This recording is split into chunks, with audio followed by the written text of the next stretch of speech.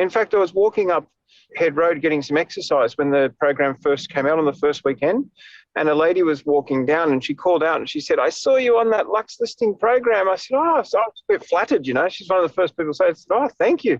She said, "It's a horrible program. Whatever you do, don't go on series 2. It's a disgrace." I said, "Thanks for the feedback. Have a lovely afternoon." I was like, I couldn't get away fast enough. You're listening to Elevate, the official podcast of Elite Agent for real estate industry sales professionals, property managers and leaders. With thanks to our partner Connect Now, Elevate brings you the best tools, thinking and strategies to elevate your results. To get access to all of Elite Agent's premium resources, including a detailed episode guide for this podcast, visit joineliteagent.com. And for more information about how Connect Now can make moving easier on your clients, visit connectnow.com.au. Here is your host, Samantha McLean. Welcome to another episode of the Elevate podcast, where we delve into some of the most interesting minds in business and in real estate for the very best tips and strategies for you to implement to elevate your business. I'm Samantha McLean, editor of Elite Agent and host of today's show. My guest today is one of the true gentlemen of real estate. He's the managing director at Sothebys International Realty in Sydney. So Michael Pallier, welcome to the show. Thank you, Samantha. Thanks for having me on the show. I've been excited about coming on here, so it's great. It's great to meet you in person. I've seen you at ARIC a couple of times. The first time back in 2014.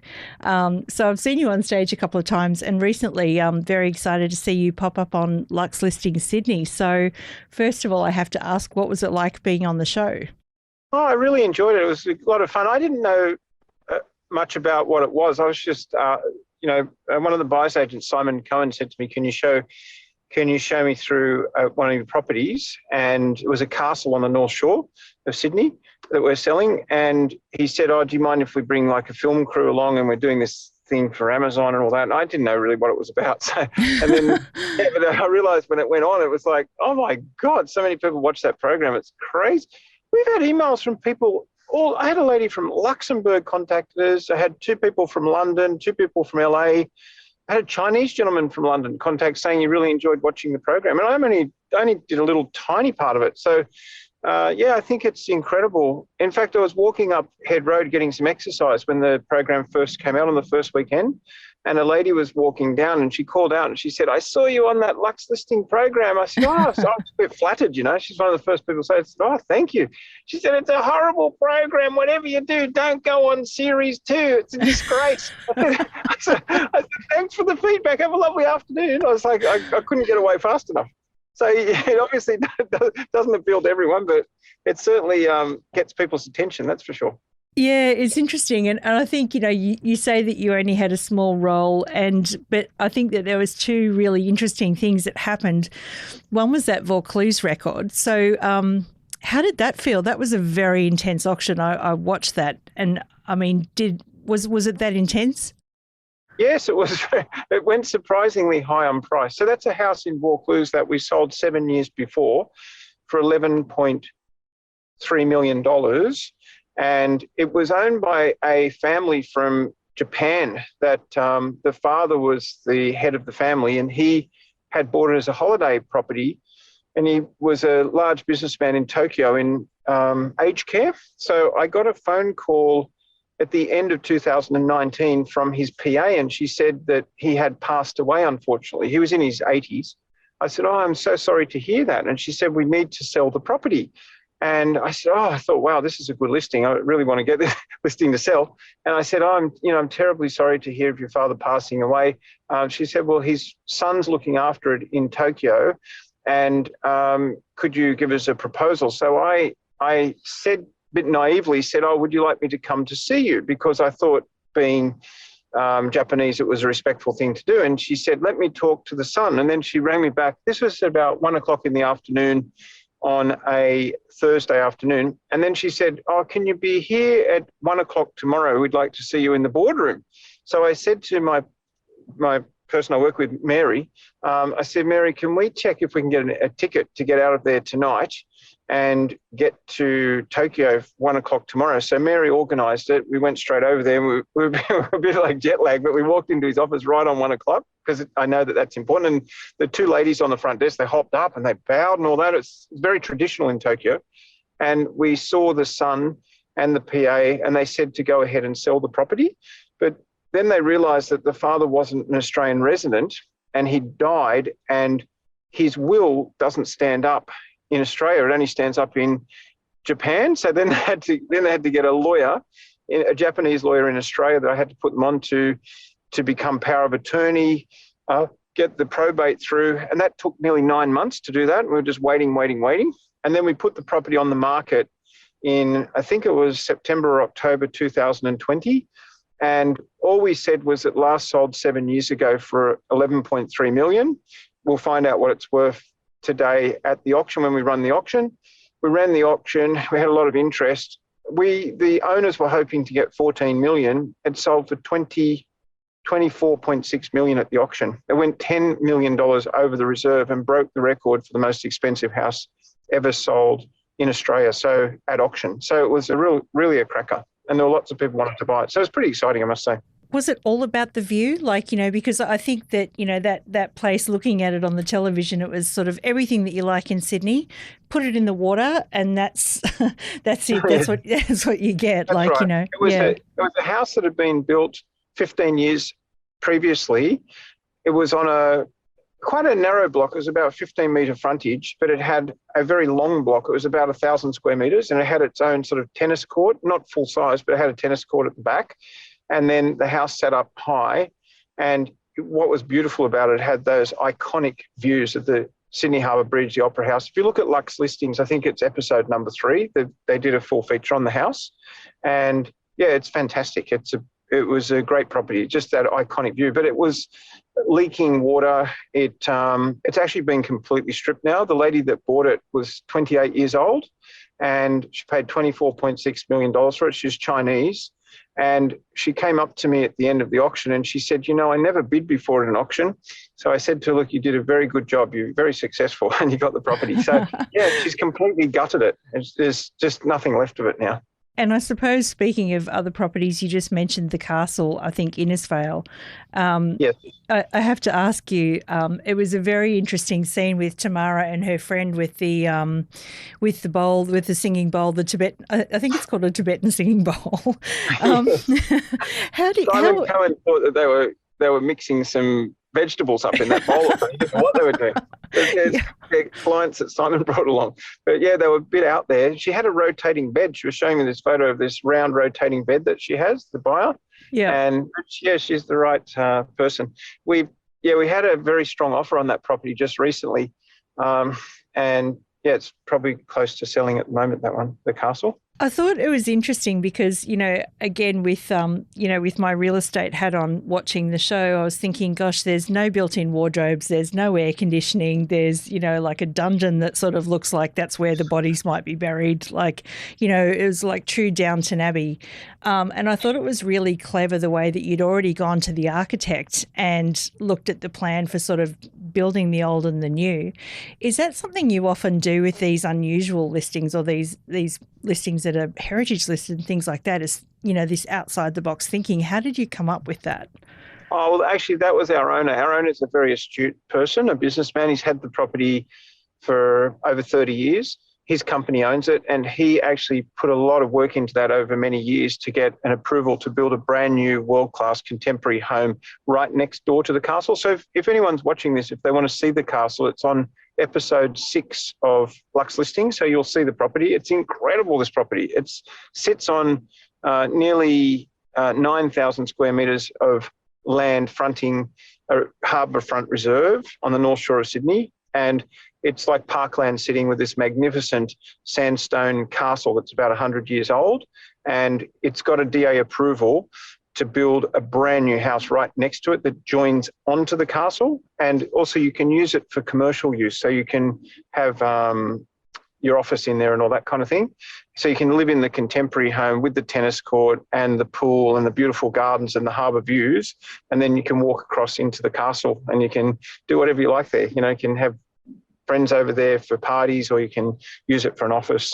We've had wedding operators look at it, but because it's a residential area around it with houses and conservative owners, it's very unlikely they'd be able to get it approved to hold weddings. It's a pity because it would be an amazing venue for a wedding, but you could do private private ones for your friends and things like that, their children. When you get a property like that, what sort of role, because we're talking about a very different end of the market with what you're listing and selling versus just like, a community real estate agent. So what do you think about when you think about marketing these types of properties? And I have to ask you, what sort of role does print play for you these days? Because, there's been all sorts of talk over the years about print coming and going and all the rest of it. And now I hear print's back. So Yeah. what are the very excellent things that you consider when you're considering marketing a property like that one? Yeah, I believe in print media because lots of people still pick up a newspaper or a magazine and read it. So I think it's good to have a combination of online advertising and also print. But what we did on that property through Sothebys in America, we've had unbelievable worldwide exposure on that property. We've had it in so many publications during our marketing period. In fact, early this morning, like 3 o'clock this morning, I did a quote for the Financial Times about to feature the property now overseas. So getting more editorial for it. So my aim when we get the special property is to boost the exposure up with free editorial, because if it's special, lots of publications will want to write about it and put it in as an editorial. So you can spend maybe $20,000 of the vendor's money marketing it, but you might be able to increase that to $150,000 or $200,000 worth of free editorial, like getting it on Luxe Listings, getting on Channel 9 News, getting it into these publications overseas. It's pretty easy to do if you know the right channels to go through, because I find that the journalists are looking for stories all the time, and if you can give them a compelling story, they'll take it. That is so very true. And if you've got a good mugshot and some good Yeah, photography. And they're obsessed with Sydney property and views and things. People all around the world are obsessed with Sydney property. It's a very visually beautiful place, Sydney, isn't it, with the harbour and the views. And also it's probably one of the most expensive places in the world to buy real estate when you think of it. I sold a house last year in Point Piper for $95 million. And that is pretty high. That's a pretty high price, compared to other houses that sell around the world. And that house, I met the buyer at another property, a $15 million property in Vaucluse. And he's Chinese, and he said to me, he was criticising the one I showed him for $15 million. It's not wide enough. It can't see the harbour bridge. It's not big enough, and all this stuff. So I thought, well, I'll fix him, because I said to him, "Oh, really?" And he said, "Yeah, no, not good enough. No, this house not good enough." So I said, "Look, I'll take you to a house that I think has everything that you're looking for. The only thing is it's $100 million." So I thought he would then say, "Oh, well, okay, I can't afford $100 million." He said, "Okay, I'll come and have a look." So I took him and I showed him, and he walked through the house 15 minutes, and he said to me, "This house not worth $100 million. And I said, "Really?" And he said, "No." He said, "You forgot about stamp duty." He said, "I offered 95. So we did a deal at 95 million and he bought it. So it was pretty easy. But these are fantastic properties that maybe once in a lifetime come up. So they're actually not that hard to sell. It's interesting too, I guess, I don't know. I heard it in Luxe Listings again with, I think it was Tamara, the castle, the Serena's friend, the woman that came to look at the castle, and she didn't like the property in Cremorne Point, and then she said to Simon, "Well, money's no object." And I thought, well, what is your budget? Some of the budgets are crazy, aren't they? Yeah. I've had that actually happen. I had a young lady came to a property a few years ago in Double Bay. It was $12 million. She pulled up in a normal car, and I was there with Francis, who I work with, and she walked in and she said, "No, I'm not sure if this house will suit me." And I said to her, "What is it ideally you're looking for?" And she told me how many children she had and a husband and all that. And I said, "Oh, what price range would you consider?" And she looked at this blank look on her face and she said, "Oh, no price range." So I thought she was being a bit smart. So I said, "Oh, so you have no budget?" And she said, "No, I have no budget." And then I took her and showed her. I looked her up. She's worth multiple billions of dollars, this lady. I had no idea. So you just don't know when people come in the door who they are half the time, So there are some people around that just do not have a budget, and you just have to find them something that they want, because the money is the secondary consideration. It's all about the lifestyle and suiting them with their family, Yeah, interesting. So let's go back in time a bit. I think it's been well documented that you were you'd actually studied to be a car serviceman, and you were servicing Rolls Royces, and you thought get out of that and into sales because they were trying to make a self-servicing car, and I want to come back to that a bit later. But real estate was an interesting choice. So did you choose real estate or did real estate choose you? No, well, the person that I sold the $95 million house for last year actually got me into real estate in 1996. He was buying a car from me in 1996, a Mercedes, and he said to me, I'm getting better service buying this car than I got buying my house. He has another house that's even more expensive than the 95 million house, and he was buying that house in 1996. So he said to me, I don't know why you're not selling houses. You know all the same people. He said, you should go and sell houses. You're crazy to sell cars. And I thought, God, he's right, he and his wife. And that's what I did. So within about 6 months, I decided I'll go and sell houses. And I just never looked back. I've sold about over 1,200 houses since then. And I still retained him as a very good client, which is great. I think the secret is to try as much as you can to do a really good job for the people you sell for, get the very, very best price you can, and then you get repeat business coming back, and that just keeps you going. And since then, since 1997, I've never been quiet, and I've had lots of repeat business, and it's just kept on going. We recently did a study of the top areas agents, and overwhelmingly the top 450 agents in Australia, all of their business comes from past clients. So if you do a good job with your past clients, obviously they're going to come back to you. But until you've got like the book of past clients, like what were the early days for you, and how did you actually get your start and get some momentum in the business? That's actually a great question for anyone starting in the business. It's very hard to get established, particularly at a time like now when there's a very small number of listings in the market. So for young people getting into the market, it's probably a very challenging time. So what I did, I had been working at Rolls-Royce and Mercedes for 14 years before I got into selling houses, and I had been the top car salesman in Australia for Mercedes-Benz each year when I was doing it. So I had lots of clients that I dealt with, but they knew me as a car salesman. They didn't know me as a house salesperson.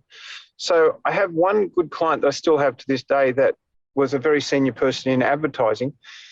And when I started, I said, well, how do I do this? How do I get people's mind into them thinking that I'm a good house salesperson rather than a good car salesperson?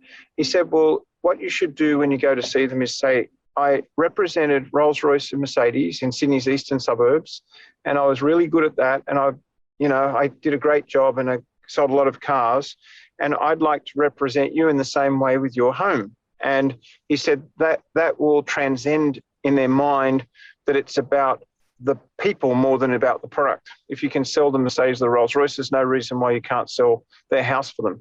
And that's how I got started. But it was very hard. The first 3 months, all I didn't know much about real estate. So I basically just went around to every open for inspection I could go to in the area to understand the market. I did not know that a house was supposed to face north. I didn't know that north was good. I had no idea. I actually thought bedrooms were better if they were dark because you could sleep later in the morning. You wouldn't get woken up by the sun. When I started selling houses, people were going, oh, this bedroom is so bright. I love it. And I'm thinking, wouldn't one have a dark bedroom? And so I learned a lot of things on the job, if that made sense, and sort of picked it up as I went. But it was hard. So the first 3 months, I pretty much sold nothing. And then I got one listing, and then I thought, well, if I can get that listing, I should be able to do it again. And then I just tried to improve my skills. I listened to lots of books, and I read lots of books and listened to lots of tapes. So I listened to a great tape from a series called Zig Ziglar. Have you heard of Zig Ziglar? Yeah, absolutely. Great sales. And he talks Stop selling, start helping. That was him, I think. That's him. You're very good. Yeah, he said you can have anything in life you want if you just help enough other people get what they want. So from what I can see, just sales in general is about helping people to get what they want. It's identifying what they need, and you're the conduit to make it happen. And then the real skill in real estate is, when I sold cars, they had a fixed price. They came out of the factory with a fixed price, and all I had to do was find a buyer. So selling houses is you have to talk to the seller and make sure that the seller's price is aligned with the buyer's expectation on price. And if you can bring the two together and both are happy, then you've done your job. And it's like a matchmaker. You've got to make sure that both parties are happy at the end of the transaction. And if you can do that, the world is your oyster. If you can do it multiple times, because people will come back to you and you'll have success and you'll just keep on selling. Stick to the basics when you're starting, and don't try and set the world on fire too quickly. Just do a good job. Make sure everyone you deal with, you leave a good impression. Don't take any shortcuts, and just stay in the one area and build a good name and stay there for the long term. You don't have to set the world on fire the first year. Just set yourself a 3-year goal. Try not to have too high overheads and just do a great job. And it's like getting a big wheel rolling. It's very hard to get it. You push that big wheel, it's very hard to get it going. But then once it gets going, it gets momentum, and then you can't stop the wheel once it's on its way. And that's what real estate's like. I remember at ARIC 2019, you said that you don't cold call, and I got to tell you, I'm not a fan of cold calling either. But calling is still, what people would call life in real estate, and I expect you do a fair bit of talking to people, like warm calling and calling past clients and things like that. How much time would you? Clearly you're in the car at the moment, so you spend a lot of time in the car. But how much time would you actually spend on the phone? Well, it's a combination of appointments and on the phone. So if I'm not in an appointment, like I was just in an appointment now before I came out here. So if I'm not in an appointment, I'll be on the phone or on the email. That's all I do all day, on the phone, in an appointment. That's it. And then I get enough time during the day to always exercise, leave about an hour to walk, an hour to 2 hours if I get time, to exercise, sit-ups, push-ups, stretching, walking, eating a healthy diet, trying to get enough sleep, all that sort of thing. I just try and totally be balanced and be sharp every day, because you have to be very sharp because you're making quick decisions, and you can't let your mind not be sharp because you might make the wrong decision, Yeah. If your car is your office, what are the 5 things in your car right now that you could never be without? Telephone, number one. That iPhone is genius, isn't it? It just has taken the place of... I was using the calculator on there yesterday. I thought that's another thing that you don't need a calculator anymore. So the iPhone's essential. Battery for your iPhone is essential. Hands-free is essential, because if you're in your car, you can't be touching the phone. So that's 3 things. You need either petrol or electricity for your car today. That's 4 things. And I like the car to be cleaned. I clean my car every single day. So I would say car wash. That's the 5th thing, I think. Very, very good. Can you tell me a little bit about Sothebys? Like, how long have you been at Sothebys, and, what does a Sothebys luxury client expect that's different to just the regular agent? Yeah, so I started the Sothebys business about 9 years ago. So James McCowan, who is my friend and worked with for a long time, we started it together about 9 years ago. 9 years ago next month, and we got the rights for New South Wales and the ACT for the license for Sothebys for a 50-year period, and it's been a great business because we do country properties too. We do quite a few farms, and I love doing that. And we do the city properties, we do the apartments and houses. We've got an amazing team of people that have been with us for a long time. And it's just wonderful. So we sell luxury houses, apartments and farms around New South Wales mainly. And we do my sales at the moment, I work with Francis Egan on every property I do. And I've known Francis since he's 6 years old. And we've worked together for a long time. So we work together on every sale. And between the two of us, I think we've done nearly $900 million in sales since the start of 2020. Wow. That's our personal sales. And the office turns over more than $1 billion a year, year on year. That's what we do. We're not a huge office. Yeah. That's what we do. But we do high, expensive properties, which brings the average up. It feels like, I think it feels like it's big because of the high end and also because of the global network. Like, it feels like Sotheby's is a big global network. How do you work in with the international offices? We work in with them all the time. We're very closely alignment. Well, Francis and I this week, so today's Wednesday, since Friday of last week, we've done $49.4 million in sales since last Friday. And that's only 3 properties. So that lifts the average right up. So Sotheby's have a head office in New York, and they have a sub office for Asia Pacific in Hong Kong. And there's a guy, they have a rep there that looks after it, and he helps us with all of our editorial. And James McCowan's in the process of setting up an office for us at the moment in Byron Bay. And because Sothebys came to us from New York and said, you need a presence in Byron Bay. And so Chris Palumbo, the gentleman Sothebys in Hong Kong, he's been assisting James with the rollout of that. So it's great. He just helps us. They're a very amazing organisation. They turn over so much property around the world. It's a huge real estate company, and we're their agent for New South Wales. So we have their licence and we're responsible to them. Well, yeah, obviously I went onto the Sotheby's website when I was researching this interview, and I loved being able to go anywhere in the world to sort of see luxury property on the website. It was just like it was a real treat. It was like, it's almost like COVID's not with us when you're on the Sotheby's website, because you can just see all these fantastic places. It's crazy. Around the world, what's fascinating is they've had by far their best year ever. Like we've had the same thing in Australian real estate, I think, has been very good, but Sotheby's worldwide are way up on where they were the year before. And it's the same all around the world. I think the governments in America have printed so much money that it's a wash with money, and I think low interest rates. So there's a lot of people buying properties all over the world. But the people that we get that contact us through Sotheby's that ring us direct into our office are like unbelievable, like the families and that kind of thing from all over the world, that household names of companies that you've heard of.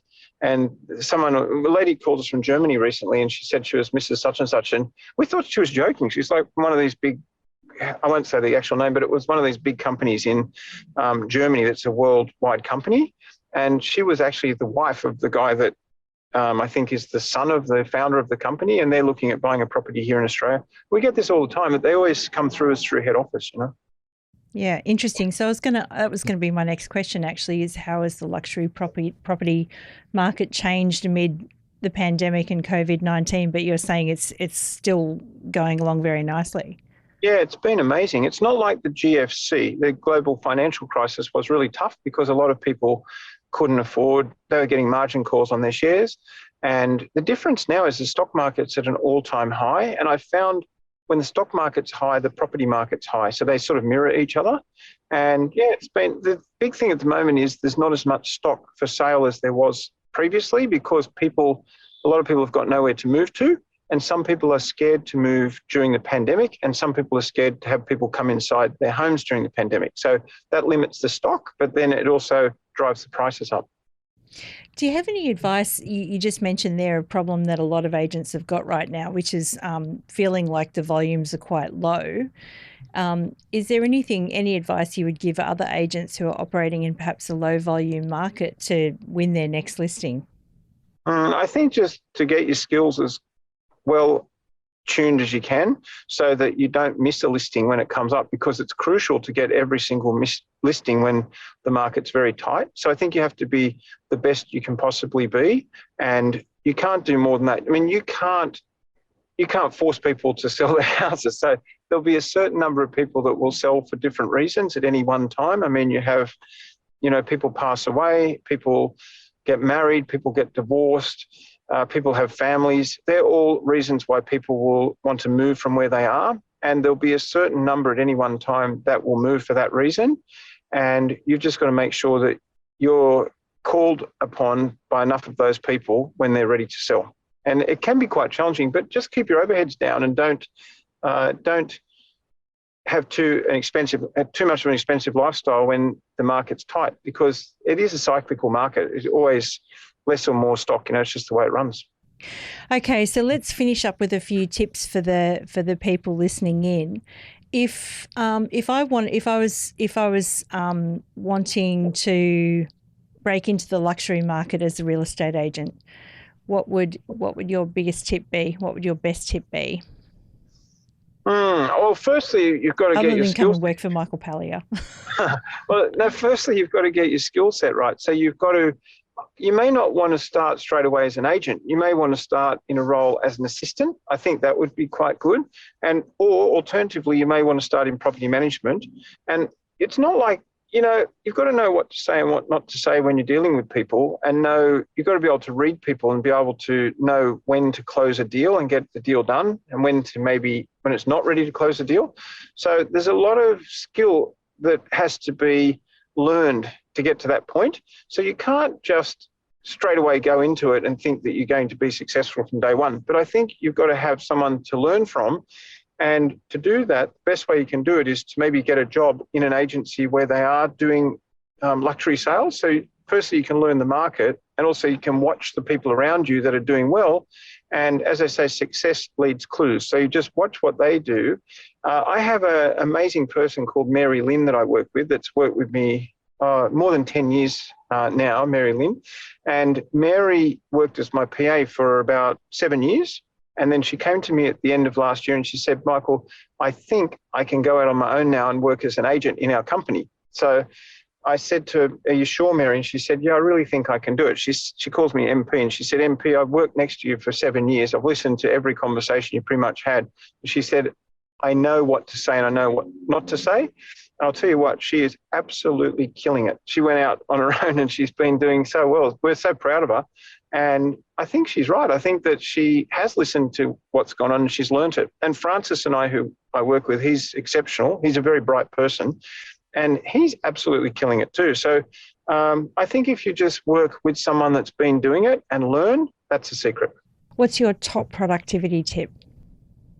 Focus. You must focus and be organised. And if you can do that, and obviously build your skill set so that you're good with people. I have a doctor client that said to me, he's an eye specialist. He said, Michael, you and I were in the same business. I was thinking, how are we in the same business when he's fixing people's eyes and we're selling houses? And he said, we're in the people's business. He said, we're all in the people's business. And he said, when I realised that my business is a people's business, he said, my business went through the roof. And he said, it's all about dealing with people and making sure they're comfortable. So no matter what industry you're in, if you can concentrate on looking after your client and making sure your client's happy with the way they've been treated, the world is your oyster. And is there one thing that you wish you could go back in time, one piece of advice that you would give your younger self starting out? I'm pretty happy with the way everything's gone, so I'm not really. I never look back, I always look forward. So no, I wouldn't change anything. I've had a wonderful time. So for me, going to work is not like going to work. It's a lot of fun. My wife's very supportive, and and as someone once said to me, it's like playing tennis, right? Tennis, sometimes you have a good game, sometimes you don't have such a good game, but you got to be back there again, trying to have that good game again and again. You're only as good as your next sale, not your past sales, but you've got to keep a good reputation so that you can get a chance to have the next sale, if that makes sense. What does the future of real estate look like? Because I remember you got out of being of servicing cars in the first place into sales because you saw that the service would be disrupted by self-servicing cars. And for a long time, people have said, the real estate industry is going to be disrupted or disintermediated or whatever. What do you see as the future of the real estate industry? Yeah, I still see it'll need people. I think I'm very positive about the future of real estate. I think you'll find that the advertising medium will change. It will go away from print media as the next generation come in and don't look at print media. But a lot of the people that I deal with are a bit older and they still look at print media, so that's still quite relevant. But I think you'll find there'll be a lot more online. I actually think that you'll find that we'll get this virtual reality. I had a look at virtual reality set recently. It was incredible. You can walk through a house that doesn't even exist and you can put those glasses on and you really feel you're in the property. So I think that will be a big thing in the future. But I think that people will still need an agent in between because there's a lot of emotion when someone's selling. When it's quite natural for a seller to think their property's worth more than the market, because as someone said to me once, there's nothing that enhances value like ownership. So once a person owns a property, in their mind it's worth more than potentially it is to someone else. And often you've got to be the one that brings them back to earth and sort of shows them what the property is really worth. And I don't think a robot or a computer will be able to do that in the short term. So I think we'll be very safe for the next 20, 30, 40, 50 years in real estate. Right. So I think it's a great industry.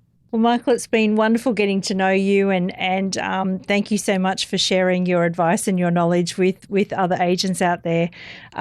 Just one final question that I ask of all my guests. If there was one thing or one piece of advice or one actionable tip that you'd like to leave everyone with, what would it be?